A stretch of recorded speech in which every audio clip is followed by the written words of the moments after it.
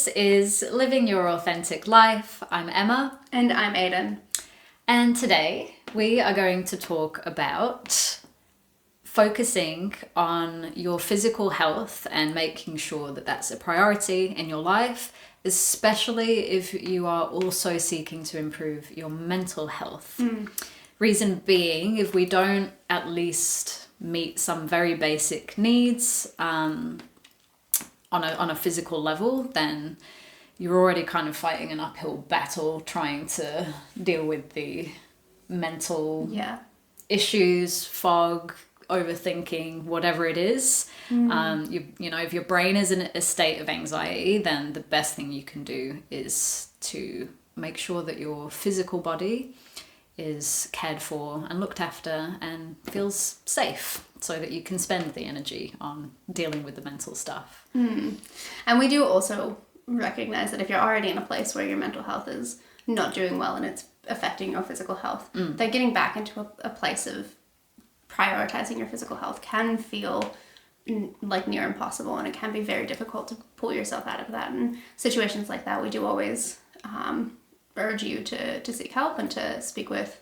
a trained therapist. Go to your support network, make sure that you have like accountability buddies, things that can kind of help you help yourself. It doesn't have to be a solo journey. None of this should be a solo journey, in fact. So just as like a caveat, we recognize that if the mental health is already gone, it can be really hard to pull the physical. Yeah, well, it's so often one of those catch-22 things, isn't it? If your mental health drops, often your physical health will suffer, and then in order to improve your mental health, your physical health needs to get better, but the mental health is making it hard to do that. So and I can absolutely relate to this because I have had very poor physical health in the past, which probably a lot of people wouldn't believe. And I think just because I've never been overweight or underweight, have maybe appeared healthy for most of my life, but absolutely was not. I think now is probably the time in my life I can actually say I think I'm a relatively healthy person, and mean that honestly. But when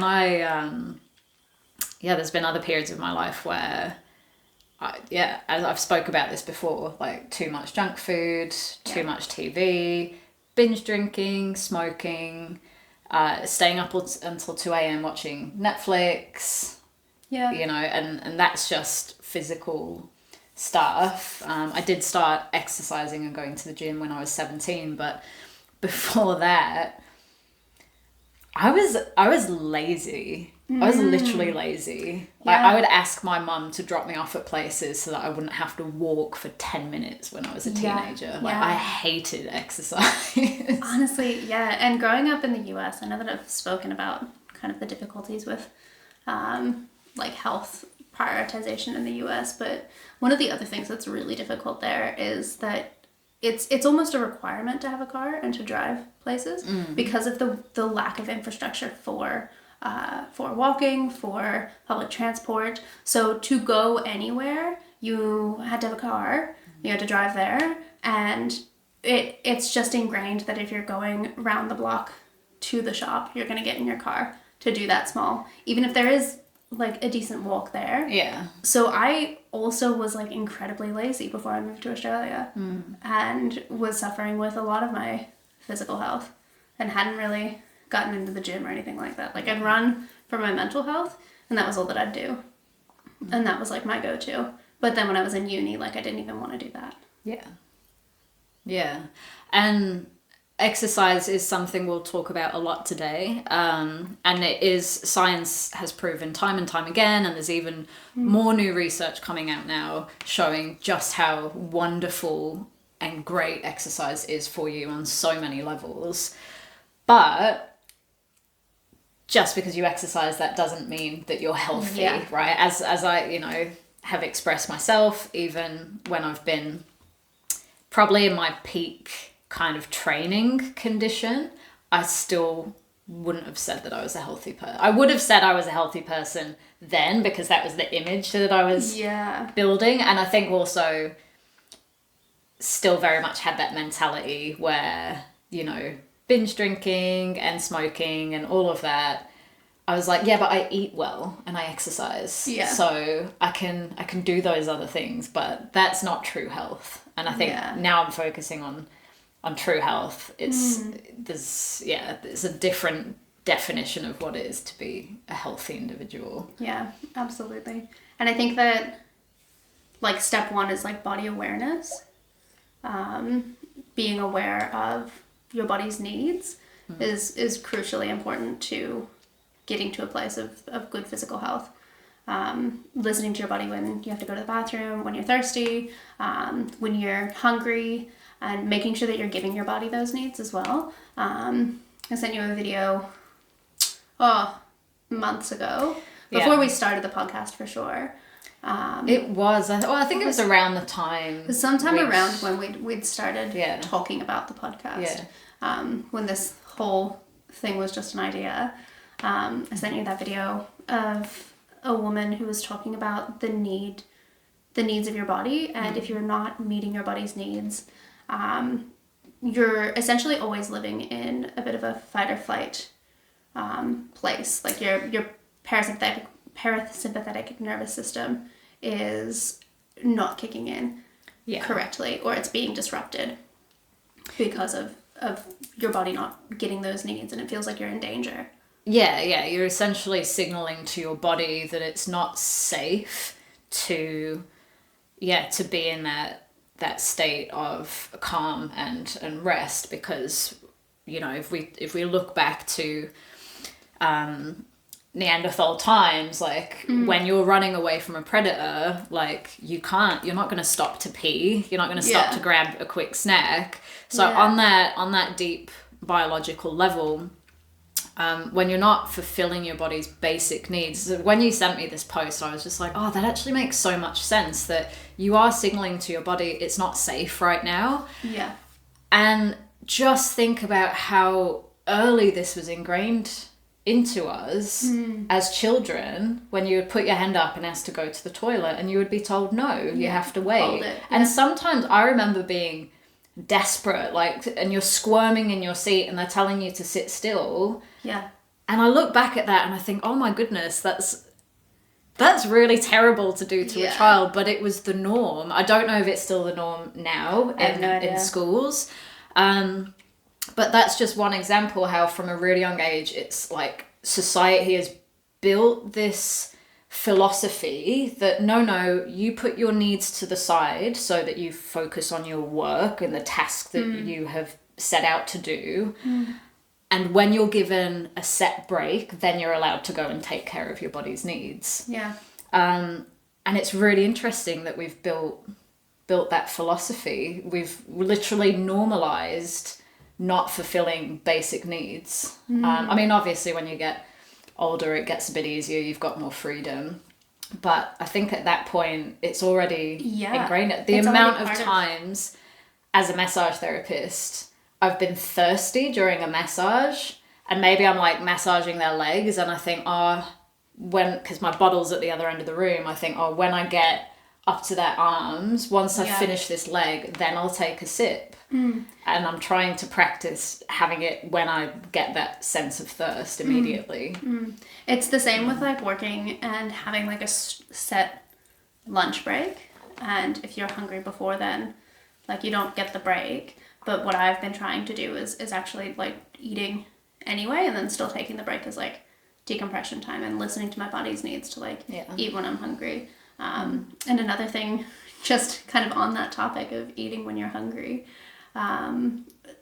it's brought me to let you guys know that I've decided to cut back on coffee, which is the thing that I insisted, I think, episode 1, that I was never gonna do. So here we are, 10 episodes later. I've just finished 2 weeks without coffee. And one of the things that coffee does is it suppresses appetite. So it tricks your brain into thinking you're not hungry. And And I don't think that I realized just how disconnected to my appetite I really am. And of course, from our last episode, part of that is like disordered eating and forcefully kind of separating my needs for food and sustenance with kind of my emotions and like keeping it all as separate as possible and really minimizing all of that. But with this last 2 weeks, I've started to get hungrier earlier, and at first I was like, oh, well, I have to wait until at least 11, like I've got to at least be eating at a reasonable time. And it's dawned on me that I don't have to, and I shouldn't be doing that. And it's helping me eat healthier as well. That's and choose healthier decisions for food. Yeah, because when you're already at that really hungry stage and you've got the choice between like, you know, prepping and cooking an actual meal or chucking something in the microwave like a frozen dinner. Yeah, I've fallen into that trap so many times because I'm already too hungry to wait. Yeah. I, maybe like 3 or 4 weeks ago, I made a comment to Nick. He was prepping himself dinner and he was like, do you want me to make you something? And I said, no, I'm not hungry. And then I smelled his food and my stomach like clicked on and I was like, oh my gosh, I'm starving. I'm so hungry. I haven't eaten anything in hours and I didn't realize it. And as soon as I'd smelled the food, I was like, oh, I also need to eat. And I didn't want to cook myself anything and I didn't like want to do that. So I just ate a bag of chips. And the realization that I'd like put myself in that position because I wasn't listening to my body and because I've gotten so used to like suppressing my needs in that way was really jarring. Yeah. But so good that you're aware enough to have that realization because I bet you have had, and I know I have myself, probably tons of similar situations like that. Oh, absolutely. Where I guess somewhere in the back of your mind, you're like, oh, if I would have ate earlier or if I would have taken, you know, Nick up on his offer, then I would have had the food or whatever. But you just push it away, you know, you just kind of think, and you keep doing what you're doing and ignoring the fact that... And justifying it as well for whatever reason, like, well, but I told myself that I would do XYZ first before I ate, and that's like my reward for doing all of the things, and super unhealthy, right? Like, just on a base level, that is unhealthy thinking. And then also, like, if you're one of the people who does intermittent fasting and, like, not eating until a certain time and then only eating during a window. That's denying yourself food if you wake up and you're hungry and you told yourself you're not going to eat until noon. It is. And oh my gosh, I'm so sorry because I'm just terrible at remembering the names of the people that are giving out really great information. I will try and put this in the show notes. But there is a fantastic, just wonderful female scientist who is looking so heavily into the importance of female nutrition, especially with regards to exercise. She's a really big name at the moment. I'm sorry, my memory is just so bad with this stuff. But her research has actually shown that if you are a menstruating woman, so if you have not yet gone through menopause, intermittent fasting is actually terrible for us. And all of those studies around intermittent fasting were done on men. So it just keeps coming back to studies and things all being focused around men.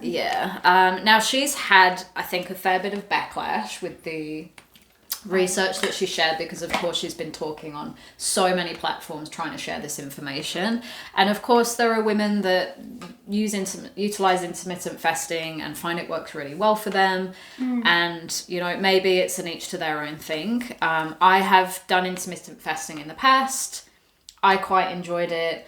Well, actually what I think I did more than, I wasn't quite so structured. But I would often fast until maybe lunchtime. But again, that was because I just didn't want to eat breakfast, which has now changed. That's something I've kind of intervened with and do feel like I have so much more energy. One thing that she does support, which is not intermittent fasting, it's time restricted eating. So maybe like you ensure that your last meal of the day is at like 7, and then you've got that fasting time during sleep, and that's actually to really improve the quality of your sleep, because your body's not utilizing energy, digesting food, and not being allowed to kind of really go into that deep REM sleep. There's a lot of studies on like making sure that you have at least 2 hours between like your last meal or your last exercise to decompress before you start settling in for bed. So all of those things to consider, and I just think, particularly for women, we're in a wonderful time at the moment. We're getting almost bombarded with all of this new information, because the pioneers are really out there and getting these studies done for us, and giving us information that is actually relevant to us as women, not as tiny men. So what were we talking about before we got onto intermittent fasting? Listening to our bodies. Listening to your bodies.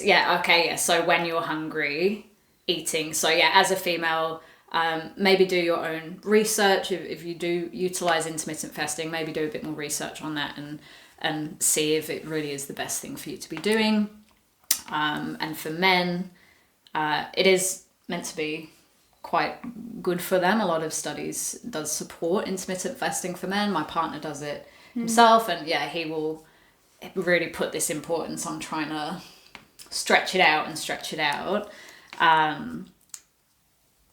But I personally believe more importance should be put on what are you putting into your body? What's the quality of things?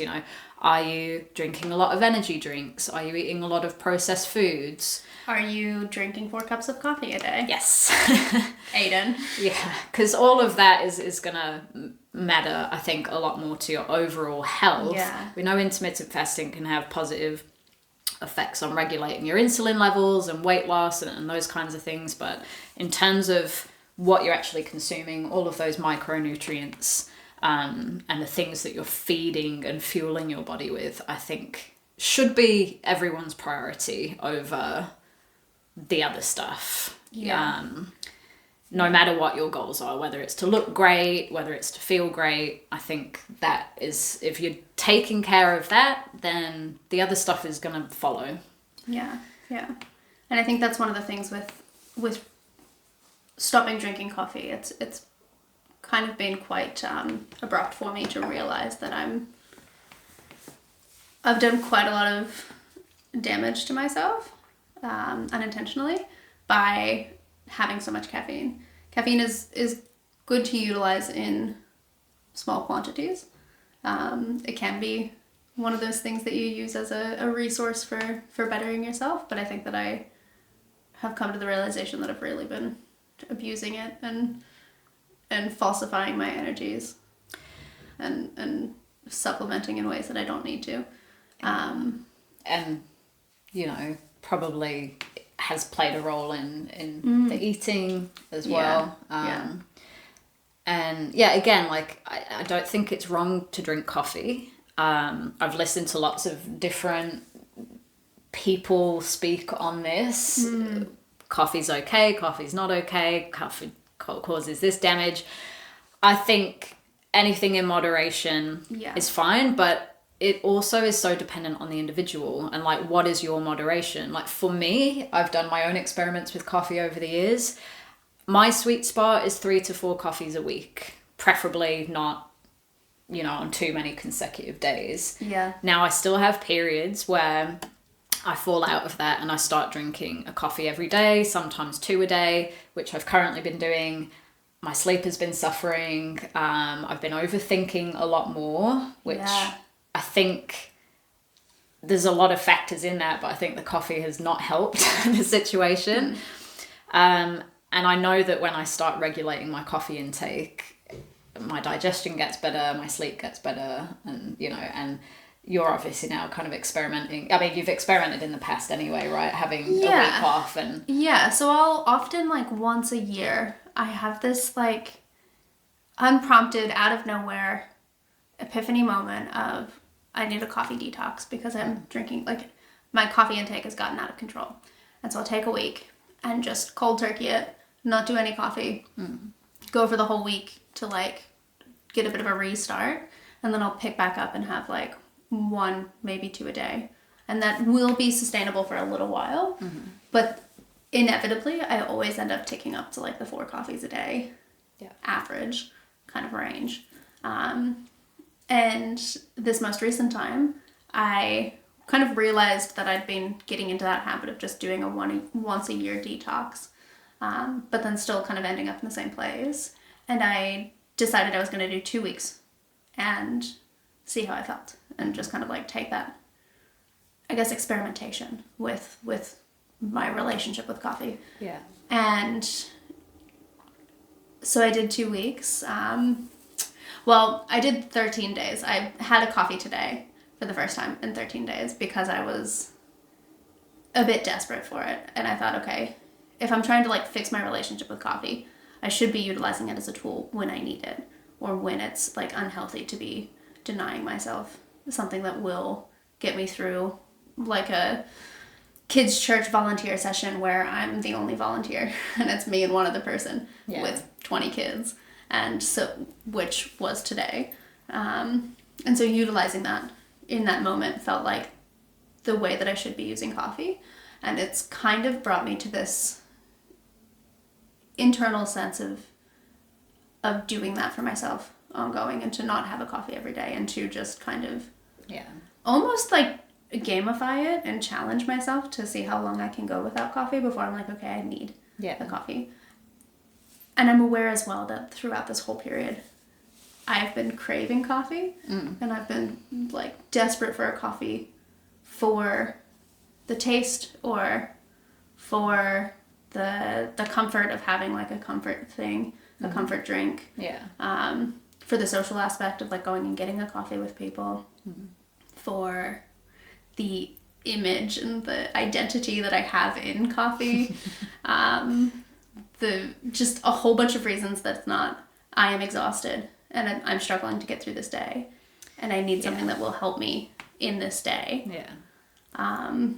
So like I think that being able to differentiate the reasons that I'm craving a coffee as well is really important. And and exercising that self-discipline, knowing that like, is this coffee going to serve me today, or is it actually going to like hinder a part of me?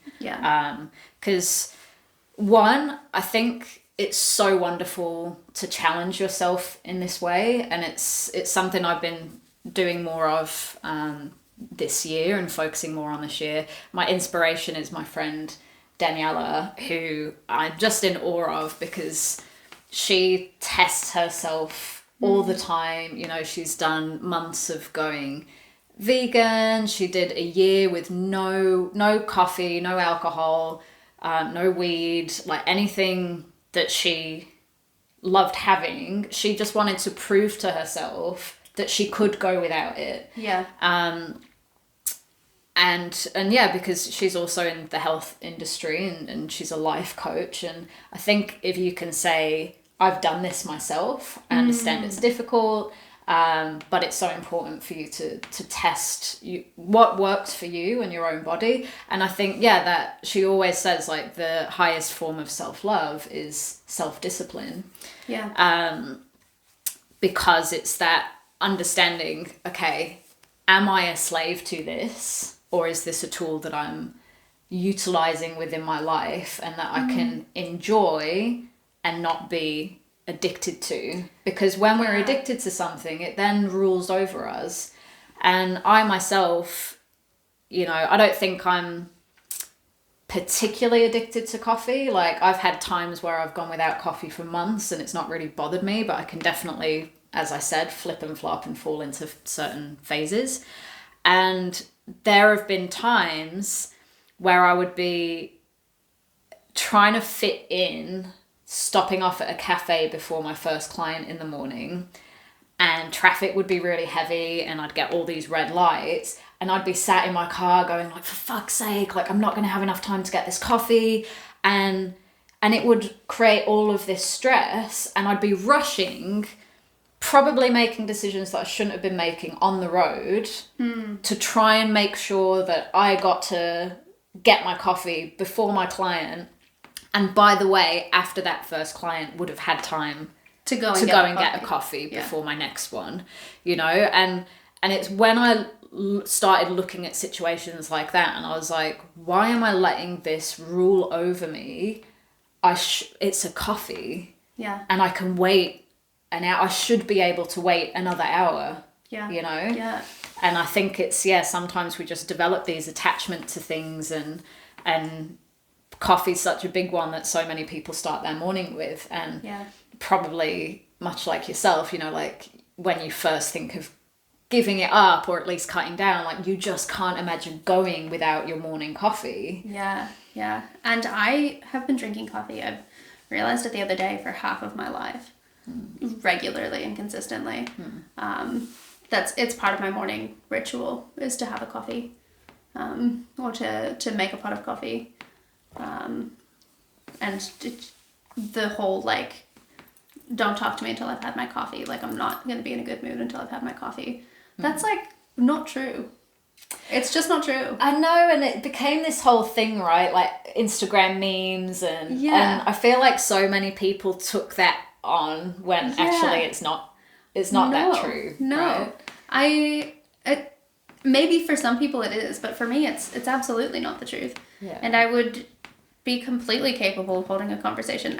Maybe I'm not super like aware, and I'm not going to be the happiest person, but I'm not going to be incapable of like decent human decency. Yeah, like I think it's one of those things that probably became something a lot of people would say, even though it actually may not really apply to them, because if you were a coffee lover, these are the kind of jokes you make, these are the kind of things you post online. Yeah. But yeah, and it's funny, isn't it? Because you were talking about being a coffee drinker as being like part of your identity. Yeah. And almost having a little bit of a weird time. It's being like, well, if I don't drink coffee, then who am I? Like, what will people know me for? Yeah. And it's like the only addiction that you can like pridefully say that you are addicted to. It's so like, I guess alcohol has a bit of that as well. That like culture of like being like going out for drinks regularly, or like always being on the scene. But like coffee's like a weird one where people just are so blatantly proud of their addiction, myself including. Like I'd be almost like, I almost wore it as a badge of honor when I got to like the 4 or 5 coffees a day. Yeah. Went away for the youth retreat. I had 7 coffees in a single day. And I would probably end up in hospital if I did that. It was a challenge for me. How many coffees can I get? Can I beat my score from last year? Like, can I one up myself and have more coffees this year than I had last time? Terrible sleep the entire weekend. The drive home, so flat. It was like I haven't done ecstasy, but this is what I imagine like the crash afterwards feels like. It's just like that, like low, calm down. like completely unable to like emote at all. Yeah, it's strange how we do wear these things as a badge of honor. I even remember years ago, I would have been 18. I stuffed myself so much with snacks that I threw up. I didn't make myself sick. Like I actually my stomach was so full that I vomited, and then I ate more. And I remember like telling that story as if it was funny for years. And I look back at that and I think, oh my God, that was so unhealthy. And I can't believe I ever thought that was a funny story to tell about myself. Yeah. Because it's not. That paints a real picture of my lack of self-control and my lack of discipline. Yeah. And not seeing the kind of damage that I was doing to myself. Yeah. Yeah, so it is interesting when something's been a part of your life for so long, and I think particularly when you're at least in a group or community that also finds what you're doing acceptable. It's like binge drinking, right? And people, I mean, certainly while I was growing up, it was hilarious for people to make an absolute mess of themselves and wake up covered in their own vomit and not remember what happened the night before. This whole binge, I was having this conversation with one of my clients the other day because at least here in Australia, the younger generation seem to be really quite anti binge drinking and doing drugs and stuff, like, because it's not cool anymore to be unhealthy. Like now it's cool to be healthy. To be like fit. So they're kind of looking at people who do that and being like, ew, like, no, I don't want to do that. Like, I want to wake up early and like go and get my sunlight and drink my green smoothie and do my face clean routine. Yeah. Yeah, so it just goes to show how influenced we are by, at the time, and I think in your, age group or in your community, what is socially acceptable and what is celebrated. And since I have stopped drinking myself, it's been 4.5 months since I stopped drinking. It's just all of this has started to seem a lot clearer to me now, and I'm starting to think like, oh, this is really actually, just such an unhealthy mentality that I've come from. My dog is barking and I also need the toilet, so we are going to take a very short break. A little baby break. And we'll be right back. I'm back. Okay. Feeling better? So much better. I could just feel my bladder getting fuller. And I was like, I'm not going to make it to the end of the episode. And that's kind of like really good example in moment to like show the importance of listening to your body, right? The importance of just meeting your needs. Definitely, even if you are mid-podcast. Yeah. Taking that opportunity to pause and go to the bathroom or get some water. Like, I'm sure you guys have, if you're watching the videos, you'll see us like guzzling water throughout the entire time. Like, we always have water. I'm drinking peppermint tea as well. I just want everybody to know. Just want to be Seeing me so like proud with of a my cup, tea. like a mug. The assumption is that it's coffee. None of it is. Actually, I don't think that I've had a coffee on the podcast before. I almost always have tea. No, because we're usually filming in the evenings, so even you have stopped drinking coffee by then. Yeah. Okay, so we were talking about how things have been celebrated in society, and now health has become more fashionable, which I think is fantastic.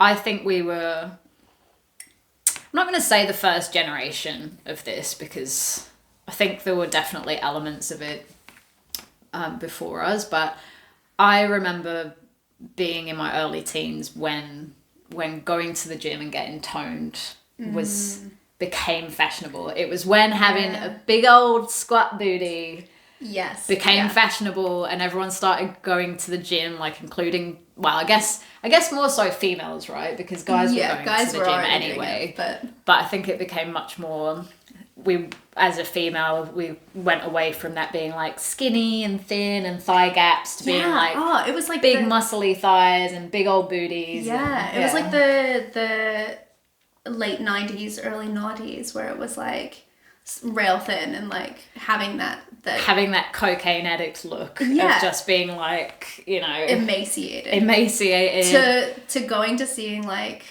Kim Kardashian or other stars that just had like the meat on their bodies and like thinking that's what we should all be doing. And I do think that there was some level of like overdoing it.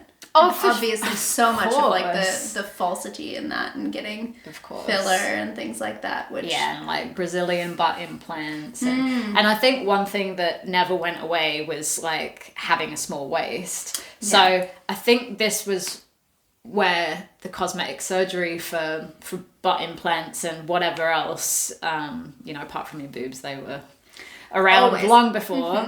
But because so many girls, like if you lose enough weight to get the tiny waist, you start to lose the fat from everywhere else, including the booty. Yeah, and if you're not like, because the amount of women that would come into the gym and like get, you know, wanting to get a personal trainer and say things like, but I don't want to get too bulky. And I'd be like, do you understand how much it takes to build that kind of muscle? Like, it doesn't happen. You don't pick up some dumbbells and then go, oh shit, you know, like have muscles everywhere. Like, it's a lot of work. It's nutrition.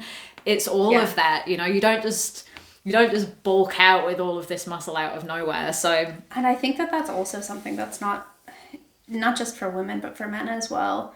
The idea of like having like a 6-pack abs and being like super shredded, it's unhealthy actually, because you have to be low in water weight as well. Yeah. And low in body fat, low in water weight. It's not a healthy place to have as your like baseline, which is why many women, you know, in bodybuilding obviously and athletes as well, stop getting their periods. And there's now again a lot more information coming out around the detriment to your health if you are so underweight that you're not menstruating. And again, I'll maybe link some really great podcasts on that that I've listened to. But yeah, like that's part of a healthy functioning body is having a menstrual cycle. Of course, without the prerequisites of having any underlying health conditions that prevent you from menstruating. We're just talking about it being the weight that's affecting it. Not good. Yeah. So now that health is fashionable, and I think actual health as well, because health came into fashion when we were teenagers, but then people started doing anything to look like they were healthy. Whereas now I think it's more about actually doing the things that make you healthy and not so much about, now it's more about like breath work and ice baths and eating, you know, lots of vegetables and stuff like that, rather than going and getting implants and liposuction and all of that stuff. And as well, like, if that's what makes you feel good, that's okay. It's okay to get filler. It's okay to do the things that make you feel comfortable in your body. But if it is something, again, that you're struggling with, or that you're feeling is affecting your mental health, talk to a professional. Make sure that the people in your community are supporting you in a way that you need to be supported. Yeah, and with the aim to get to that point yourself, right? Like, I mean, we all have our things. You know, I think that I'm quite body positive and I'm quite kind to myself most of the time. Obviously, apart from when I cut my hair. But you know, I had a really bad bout of like hormonal acne when I came off the contraceptive pill, and that went on for 18 months, and like that was really difficult. Like I was finding it pretty hard to love myself then. So we're all going to have our own things and our own insecurities. And I think going through those processes of trying to let those go, and still with your health in mind, because I do think that's important. I know some people are overweight due to health conditions, but some people are overweight because they're not healthy. And I personally don't agree with a lot of that body positivity when someone's really overweight due to circumstances that are within their control. I don't think that it's good to promote ill health in any way. Just the same way I don't think it's good to promote smoking or alcoholism or, you know, food as an addiction as anything else. I well know that myself, despite not being overweight. And it's not that I think anyone who's overweight shouldn't love themselves. Yeah. But I think they actually need to love themselves more, because I really do mean this with love and care. When you love yourself above all else, this is where that saying, you know, that I said my friend lives by, is that discipline is the highest form of self-love. It is, because you're making decisions for future you. You're making decisions for the health. You're not just giving into your lusts and desires. It's like being in a relationship with yourself, right? Like if you were to just give into everything that you wanted and not taking your partner into consideration, then you could be going around and sleeping with all kinds of people and not really thinking about them. Well, that's going to affect the health of your relationship in the future, even though in that moment you were giving yourself something that you wanted. Yeah. And I think it's the same relationship with self, is that when you have or strive to gain and maintain discipline for the health that you want to have, if you don't already have it, or, you know, maintain the health that you want to have. I don't think weight is a clear indicator of health, though. Like, you can be, like, I'm pretty average sized, and I think people wouldn't expect that I have struggled with disordered eating, because I'm not super skinny. I don't like give the image of like somebody who's really skinny. I also don't give the image of somebody who's overweight and has an unhealthy relationship with food in that respect. So I think that there's a lot that we still don't quite understand about like what a healthy weight is in terms of the difference of bodies and the difference of hormone levels. I think this is another area where the female population has been really negatively impacted, and saying that you have to be a certain weight limit in order to be considered healthy. And if you're not within that weight limit, then any health issues that you have, the first thing that doctors tell you is, well, you need to lose weight. And in some instances, maybe that's the case. Maybe if you are overweight, it's going to affect your cartilage. It's going to have an impact on different joints and the ability that they have to support you.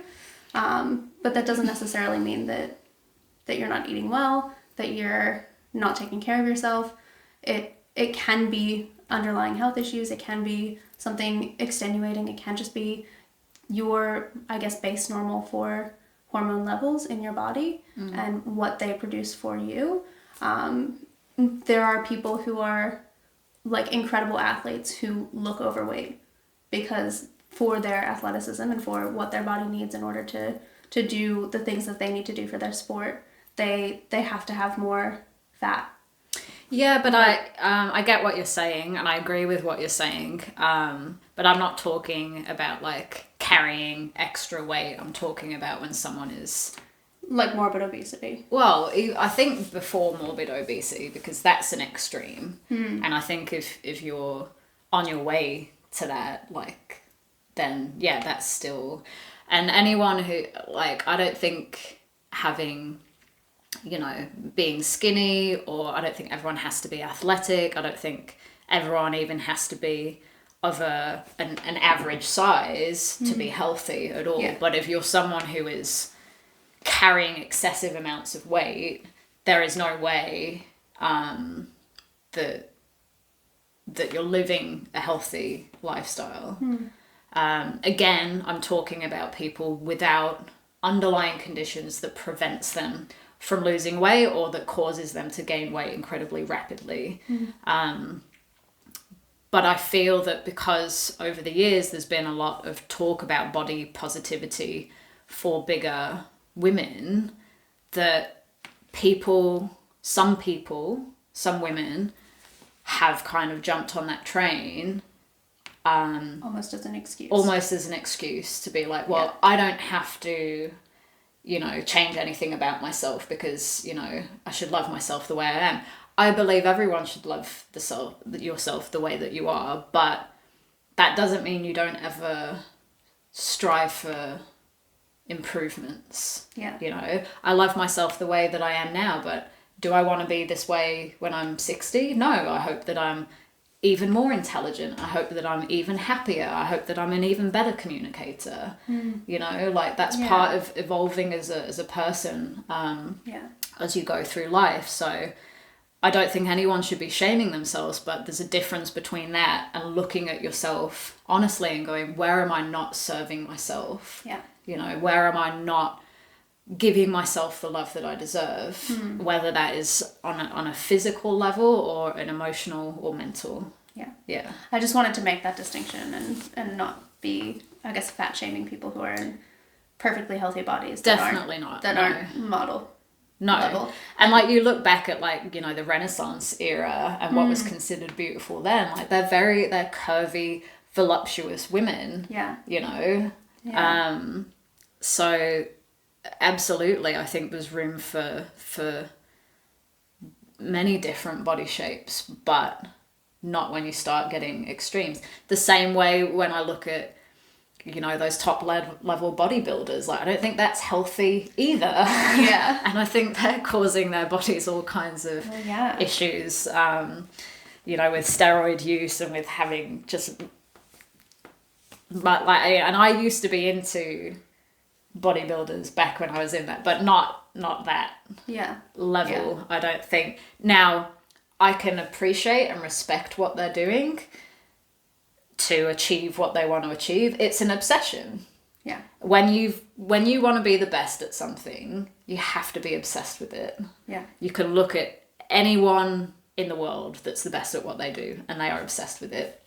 And you know, because of that, they will go to extreme lengths and trying to top the last person who was the best at it. So it's an abuse of the body. Yeah. I think one of the first times that I kind of saw this in action was when I was quite young, and one of my cousins wrestled competitively, like not like WWE wrestling, like actual competitive sport wrestling. Yeah.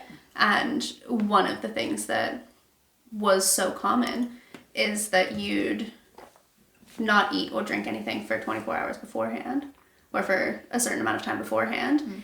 And then you'd weigh in and then eat an entire pizza directly after so that you had the energy. Yeah.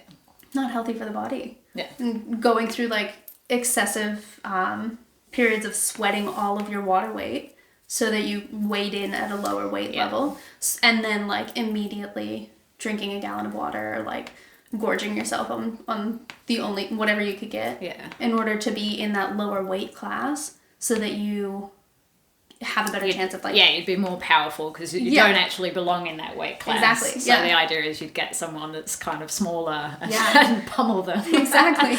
And that was like one of my first insights to body manipulation. Yeah. I think. Yeah. Which is just, and we were kids. Yeah. And I think with all of these things, it's not, okay, I think you just have to go into it with your eyes wide open. Yeah. And being like, yes, this is an abuse of my body. Yes, I'm using this as a tool. I know the risks. Yeah. I know what I'm putting myself through.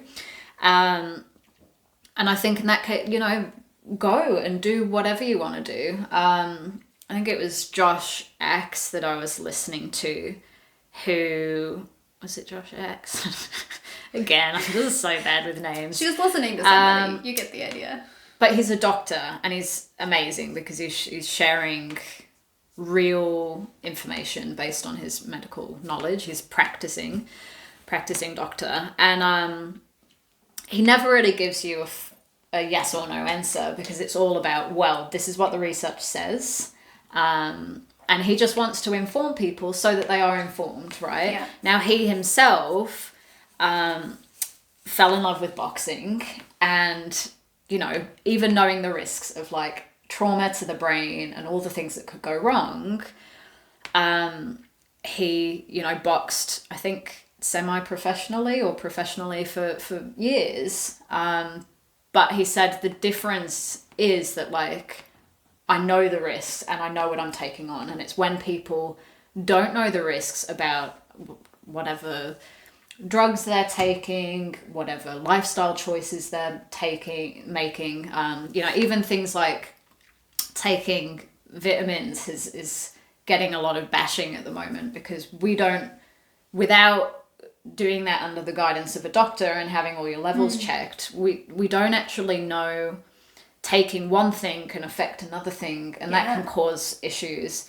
So there's a lot of talk going on around that at the moment. Something that you think is very, very healthy, you know, taking vitamins because that's what's marketed to us now. The like, take this, take that. And just like the 1-a-day multivitamin, it's just supposed to be the answer for like making sure that all of your, I guess, nutrient levels are correct.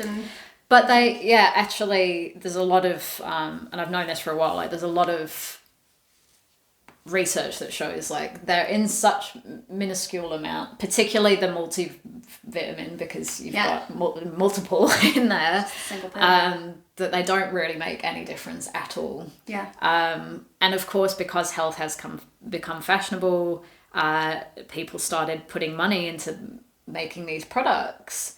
You know, vitamins didn't exist a long time ago, and but back then we were getting a lot more naturally from our food and our nutrient-rich soil, which is depleted, unfortunately. There is a lot going on. So, I just think with all of this stuff, I really like what he said, is that it's about being informed, and then you are making well-informed decisions.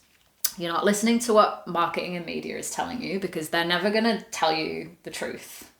They're never going to tell you the truth because they've got skin in the game. Now, your skin in the game is your health. So, and your hard-earned money if you are buying products. So, I think, just doing your due diligence, and we are living in this age of information where we have access to so much.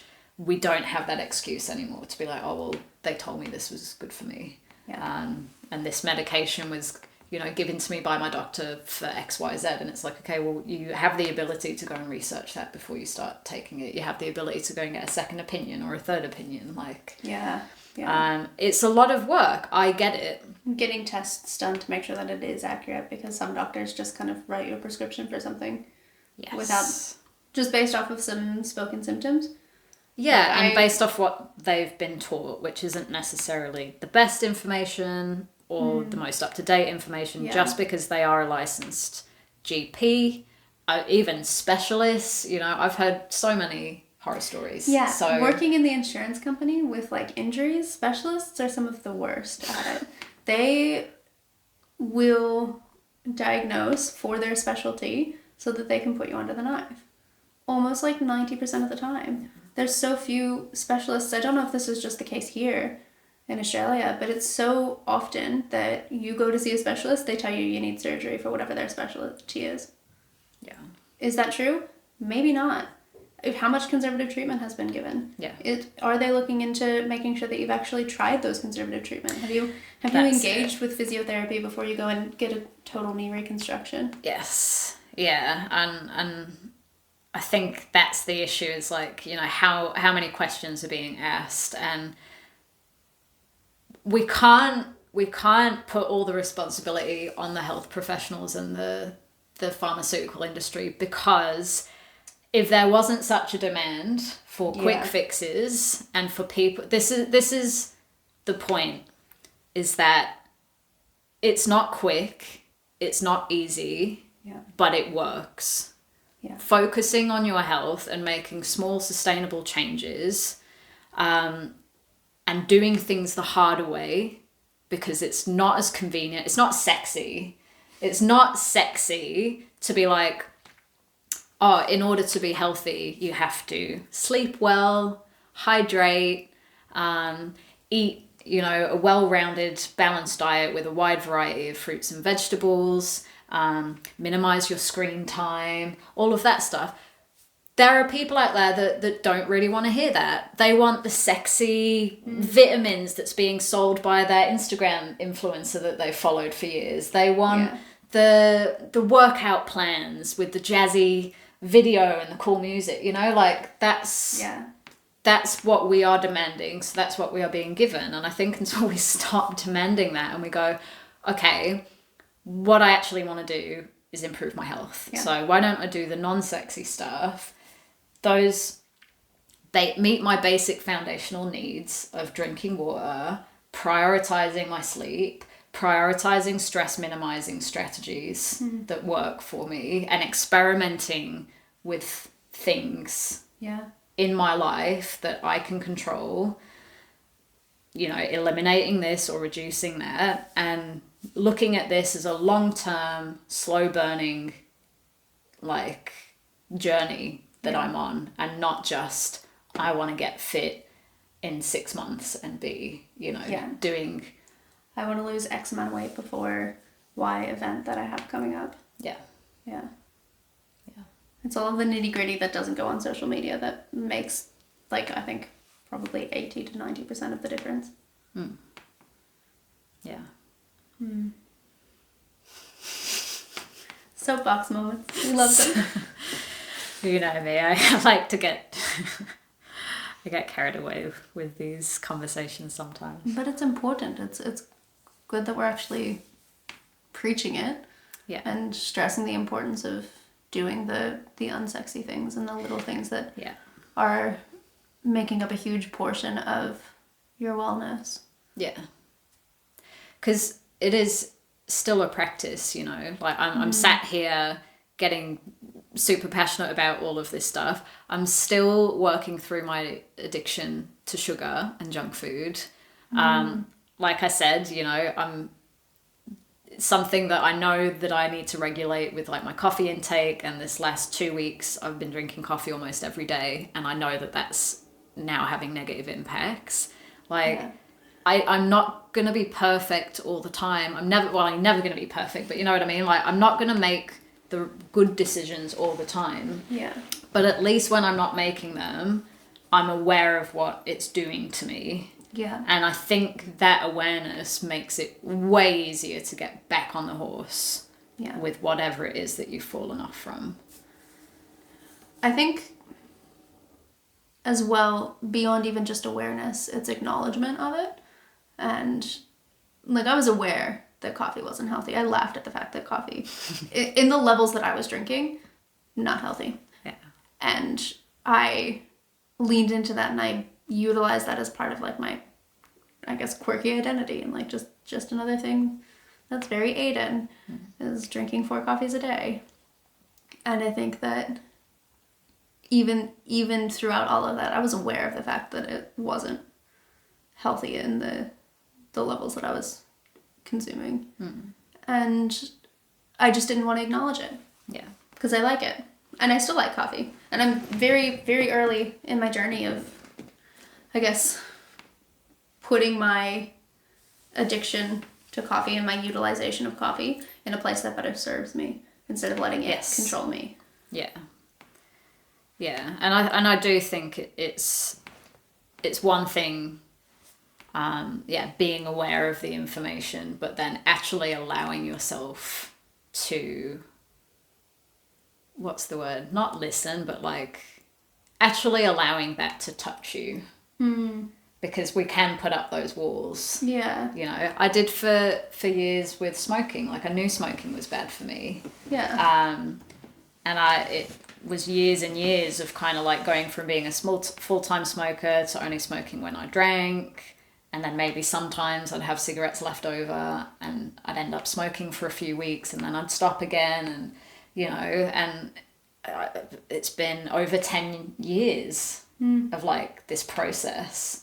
And I think the final factor is me deciding that I don't want to drink anymore, because I know that was a big trigger for me. And honestly, now when I think about having a cigarette, there's nothing nice about it. Yeah. There's no part of me that wants to smoke anymore. But there were times in my life where I was like, I'm not bothered about getting to that stage. I was like, I'm just happy to be able to, like, have a drink without having a smoke. And sometimes.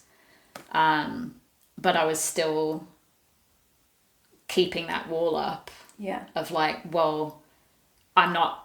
What you're essentially saying is, like, I'm not ready to take that extra step. Yeah, I don't want to look at that possibility yet. Yeah. And it's okay to be there. It's like okay to be there. But, yeah, I think if you're always striving for that next step, however long it takes you to get there, that's a good mentality to have. Yeah. And yeah, you might not have that today, but maybe you have that in a year, maybe you have that in 5 years. You know, I'm happy that I'm at that point now. Yeah. So yeah, and something I want to talk about as well with all of this stuff, because of course these are like proper lifestyle changes Yeah. that ideally we want to be sustainable, to be Yeah. an actual lifestyle change and not just a crash Yes. diet or crash. Not taking on detox. all of this all at once and doing it for like 3 days and then being like, this is too hard. Yeah, because how many times have we done that? You know, you think like, oh, I need to start cooking healthy meals and I need to exercise every day and I need to do yoga and I need to meditate and I need to da da da da da da. And you make yourself like a checklist and you get like 1 day of like perfect living. Yeah. And then the next day you can't function at all because you've completely overdone it. Yeah, it's not, those aren't, we know that it's not sustainable ways to make sustainable changes. So something that I think is really fantastic to use as a tool, and this is particularly if you are struggling with your mental health, and that's making focusing on your physical health really, really hard, is make it, set the bar so low, make it so easy for yourself. Yes. So, you know, that might be having 1 sip of water when you wake up in the morning. If you're someone who like doesn't hydrate yourself, and people are like, you need to drink 2 liters of water a day, it won't happen, trust me. I've seen so many clients fall over that hurdle immediately every time. And if even 1 glass is too hard, start with 1 sip. Start with walking in your front garden to your front gate and then back inside. Yeah. You know, start with watching a yoga video instead of doing yoga. Yeah. Like start with like, if you are struggling with a morning routine, start with just like setting your alarm 5 minutes earlier, even if you still hit snooze. Like you'll at least have that like... Or even 1 minute earlier. Yeah. Like, make it so unbelievably, laughably ridiculous that it seems almost pointless. Start with that. If it feels that hard, start with that. Start with that 1 minute, and then the next day or the next week, 2 minutes. Yeah. And like maybe the next step is just like sitting up earlier or being on your phone for a little bit longer. Yeah. Yeah. Or lying awake and like having your eyes open. Like it doesn't have to be you get up and you go for a walk in the morning. Yes. That's actually so hard to do if your natural inclination, the habit that you've built is to hit snooze 3 times. Yeah. Before you rush to get to work. Yeah. Yeah. And yeah, I think even I am one of those people where doing stuff in the morning before work, I just never succeeded at it. Unless I didn't have to start work particularly early, I never succeeded at it. Same. So I found other times in my day to set myself those little challenges. So I think for all those people out there that just aren't morning people, and you're trying to make yourself a morning person because that's what healthy people say that they do, don't, start with something easier. Start with 1 minute of, walking, or 1 minute of meditation, or 1 minute of breath work, whatever it is, before you go to bed or before you sit down to eat your dinner. Just put it somewhere in your day that's easier than getting up earlier. Yeah. Unless your goal is to get up earlier. If that's your goal, then if you really need to get up earlier. Yeah. Because exercise in particular, as we briefly mentioned before, really, really wonderful for us in all areas. Brain health, physical health. It has just been shown time and time again to have such incredible effects for us. So I think if you're someone who's not exercising, I would be prioritizing that if it's like even a little bit doable, you know. And especially if you're someone who never goes outside. Something that I used to do, because I was really terrible about exercise, I know that, like, I guess cable TV is not as common anymore, and like commercial breaks aren't very common. But if you don't have like the big subscription where you have like ad-free subscriptions, if you still have advertisements for, I guess, YouTube or Netflix or whatever, during the ad, just taking the ad to do like squats or something small, like you have to sit through this 15 seconds before it lets you play. If you just do the 15 seconds of like a stretch of your lower back or something like that, utilizing that time where you can't skip the ad, can be like the first step. Even I will do stuff like that now. So apart from walking, I haven't done any intentional exercise, like training, for weeks actually.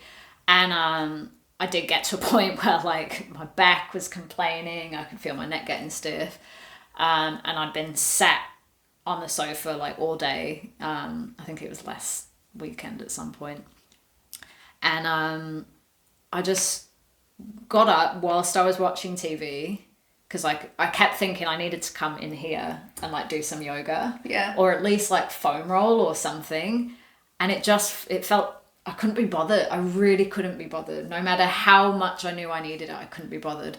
So I kept watching TV, but I just like walked around my coffee table a little bit, probably spent 5 or 10 minutes just literally just like doing random nothing stretches, just moving. And the relief that I felt after that 10 minutes was unbelievable, you know. So yeah, it really does make a difference, and building that into your life, I think, is a really, really good thing, you know. I'd say to a lot of my clients, like, if you're making a cup of tea, you know, stretch while the kettle's boiling. Just, it's called habit stacking. Something that you already do every day, like brush your teeth, or make your bed or whatever, you stack another habit onto that. So whenever you do this one thing that you already do every day, you've now paired it with the new thing that you want to add on. Yeah, it's a handy little tool. I like it. Is that from Atomic Habits? It is from Atomic Habits, by James Nestor. I haven't read Atomic Habits yet, but it's sitting on our bookshelf. I keep thinking that this will be the day that I pick it up and read it. So I listened to it on Audible, and he's got just such a lovely Scottish accent, which made it way more fun and enjoyable to listen to. So I would highly recommend the audiobook if you're struggling to read it. That sounds great. Yeah. That's fantastic. I think that's a pretty good place to kind of wrap up. Yes. We do have a couple of, like, I guess, housekeeping things to discuss. Yeah. We will be taking a mid-season break, not after this episode, but after next week's episode. Yes. That'll be our last for about 6 weeks, and we'll pick back up in early August. Yes, I think it's the second week of August. Yeah. Because Emma has found a house. Yay! So she's going to be moving. I'm also going through some health stuff right now. So this just gives us an opportunity to prioritize things that we need to prioritize and kind of get some ducks in a row. Yeah.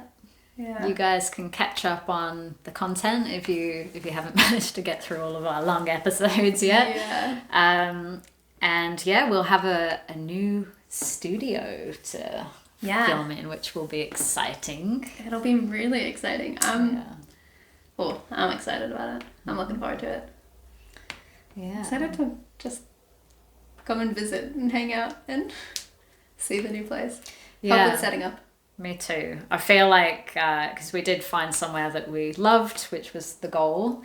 And it looks like there's a good chance we're going to be there for long term, which again was something we really wanted. So I do feel like I can settle in and make it home, which will be really lovely. And yeah, cool to have a new space to work from that opens up new opportunities for my business and also for our podcasting. So yeah, really looking forward to that.